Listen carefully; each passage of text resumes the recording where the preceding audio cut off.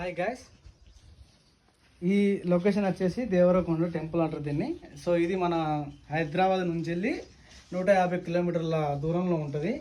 ఈ టెంపుల్ వచ్చేసి దీని హైట్ వచ్చేసి మనకు మ్యాక్సిమం 5 కిలోమీటర్స్ హైట్లో ఉంటుంది. ఇది పెద్ద కొండ. ఇది దీని ఒక శిఖరం అని చెప్పేసి ఇక్కడ ఊరి విలేజ్ వాళ్ళు పిలుస్తూ ఉంటారు.